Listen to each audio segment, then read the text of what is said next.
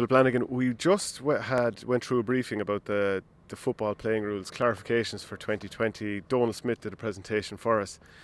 And I have to say, I came away from it thinking there's going to be consternation this year. And it feels as if, the sin bin and the attacking mark, those sort of things, it kind of feels like this could end up being worse for GA than VAR has been for soccer. What was your take in from it? Well, both of us agreed it was pretty head-melting coming from a referee's point of view to try and understand the implications of the advance mark alone. So if whatever problems you're saying about VAR causing in soccer at the moment, there is definitely the potential for the advance mark in particular to cause all sorts of problems because the complexity of it there, Don ran through it very well, but there was multiple questions about the complexities of it and the impact on referees. And there's plenty of conversation in the moment at the GA about the inter-county scene and a rebalancing, and to me the major issues with this is maybe you have the top 6 referees in the country or an inter-county panel who are capable of interpreting the nuances of the advance mark, but it has potential to be absolute carnage at club level where referees are not at the same standard for a rule that has so many different levels to it. It just seems like it's going to make the referee's jobs so much harder, and particularly just a practical example that the ball has to travel 20 metres before the advance mark can be taken from a player. Now, again, I'm sure we'll be out, whether it's with RTE Tracker or Sky or Air over the next number of weeks, judging the distance, whether it's been 18, 21, 25, because how a referee is meant to judge that in a proper high intensity inter-county game is just going to be very, very hard. Yeah. Like Donald did do his best to sort of field all the questions, but it came, like for a finish, a lot of it seemed to revolve around, we'll have to see how this goes, what the unintended consequences are, and kind of figure things out as we go along, which to me, if you haven't completely future-proofed what you're going to do, it kind of seems like this could end up being insane. Like the attacking mark, there's a situation now where we can be in the square, I'll challenge for a ball and I'll take that mark, and I'm allowed 4 steps or 4 seconds, however long it takes to take those 4 steps, and I could more or less have run onto the end line before I can be tackled, as in the goal line, and then at that stage when I go to kick it, someone can stop me. But that's going to lead to consternation. Well, the scenario was proposed about Michael Murphy, one of the best fielders in the game, who can catch a ball or two in around the square, but say he picks up a ball in the small rectangle, and you have 4 steps or 4 seconds before you can challenge him, like he'd be in the back of the net. Yeah. So again, something like that, to me, again, there was no real need for it. I know the committee put in huge work in trying to kind of help save Gaelic football from itself, with a lot of hand passing, but the game has moved on even in the last 12 months, I think, significantly. The kind of counter-revolution has happened with attacking teams, so I think it's just out of step. And to be honest, the mark from a kick out has been huge anyway. It's been a really positive impact on the game and has helped to restore a lot of the things that this is intended about: high kicking, more kicking, high fielding. So I think that had already kind of helped that counter-revolution. So just wait and see as the referees, as Donald made clear, have to implement this. So it's not, they didn't really come up with this, but so they have to implement. So we will wait and see, starting properly this weekend. It was tough for Donald because he was just, I suppose, interrogated by the journalists, not in a nasty way at all, but you're facing that sort of barrage of questions. It's tough to satisfactorily answer everything. But a question I had coming in was, if I call the mark, at what point then does me putting up the arm, which you now have to do to signify a mark, that's a change, you don't just stop, you have to have the arm up. Do I have to wait for the whistle to blow before I can signify? Because the referee has to signify that a mark can be taken. But let's say I put my arm up because I want a mark and the whistle hasn't gone yet, but it was a legitimate mark, but you burst me with a legitimate tackle while I'm waiting for the whistle to be blown. That is another anomaly, that you could end up with a player getting injured because he was defencelessly calling a mark and there wasn't a satisfactory answer.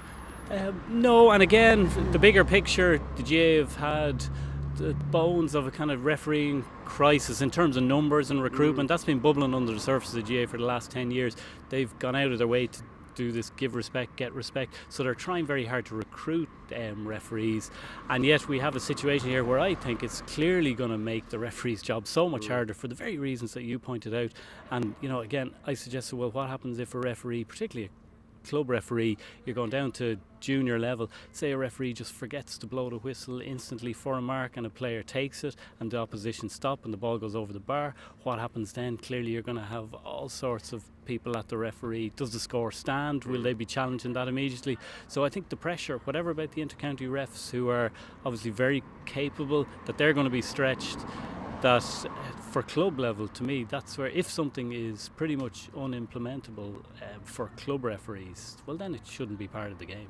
I like the one about the sin bin, that if you get a black card, the 10 minutes isn't going to start until the referee restarts the game. So like you could spend a couple of minutes kind of delaying after you get the black card to think I'll wind down the clock a bit, but until you go off the field and the whistle goes, you're not allowed back in.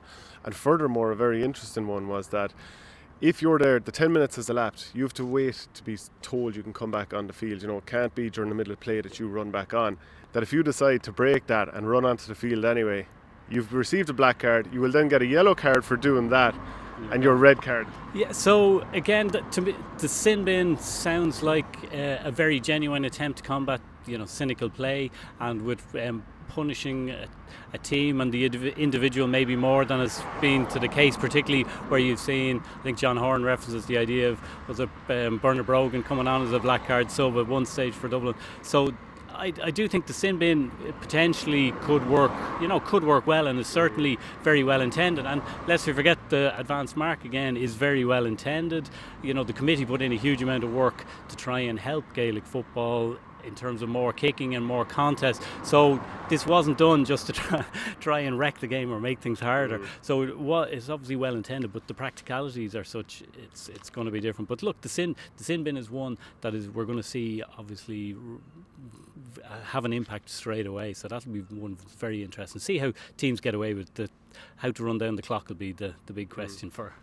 Yeah, and another thing was then that if, let's say, in the process of taking a mark, I get injured, it's the person nearest to me that will therefore be allowed to take the free. And significantly, that the player taking mark, it has to be taken from the hand. So you have various dead ball specialists out there who kick from the ground.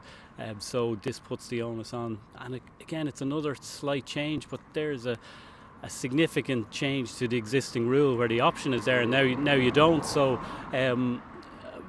you could fake injury, like you could fake serious injury. They said you're going to force the player to take the mark themselves if it's not a serious injury. But sure, like I could easily feign injury and say I think you're concussed. If you go down holding your head, if there's any challenge around the head area, well then clearly the onus on all the officials and referees now is to take the safety first option. So I would see managers and players are going to get very creative with this. It's a question of whether they're going to remain one step ahead of the rules. And then one final anomaly that I can think of off the top of my head was, let's say towards the end of a game I've gotten a yellow card, then I get a black card and I'm sent off with, let's say, 2 minutes to go. The team can go up to 15 players for extra time. But if I get a black card with 2 minutes to go, and let's say there's 5 minutes of injury time, so that's 7 minutes served, it goes into extra time then. I come back on after 3 minutes, but what you have is a team that finished a game of 14 men getting to start extra time despite a red card with 15 men, and the other team that got a black card, which is lesser than a red card, starting extra time with 14 men. So again, it's another massive anomaly. I just don't think they've thought this through enough. Well, look, all of these things. So does a player take a second yellow rather than a black? I would have thought now that a black card, which I guess is part of the idea, carries more weight so that there'll be less cynical play.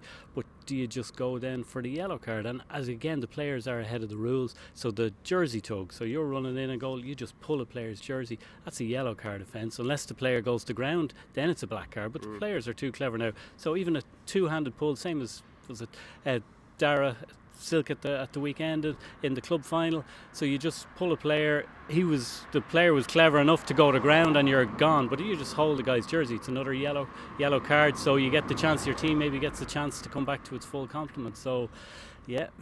But like, we're gonna see a team either get relegated in the league, and which means Tier 2 possibly, depending on where you are, not get up into Tier 1 because they missed out on promotion from Division 3, something like that, basically on the application of these new rules, which feels like they've been crammed through. Like, imagine your own club getting relegated simply because the poor application of this rule. And you won't be relegated. Yeah.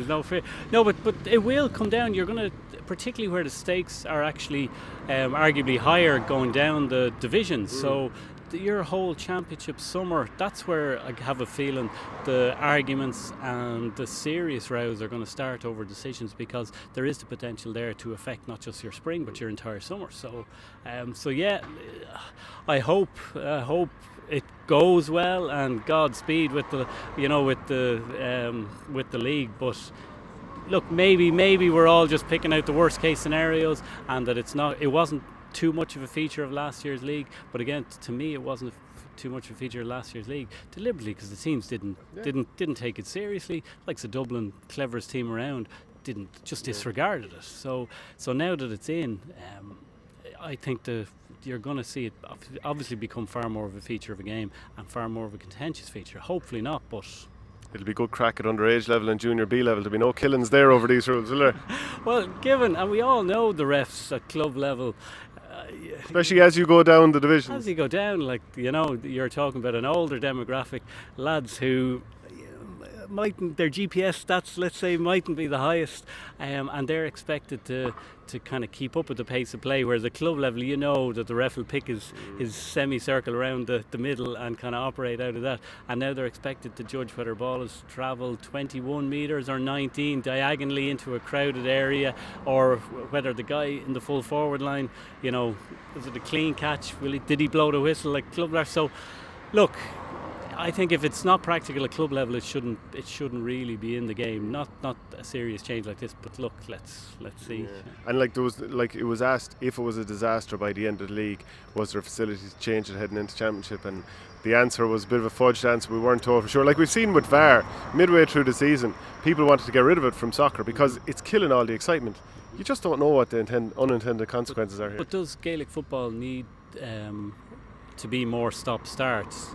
I wouldn't have thought so. If you look at how technology has impacted on soccer, there's been uproar, and again, supporters are feeling shortchanged. So the idea of bringing in a rule that is going to inevitably lead to more stop-start play, is that going to improve the game? The whole idea is obviously to improve from the other aspects of kicking, high fielding, etc. Move the ball quicker, less hand passing, but just we'll see it.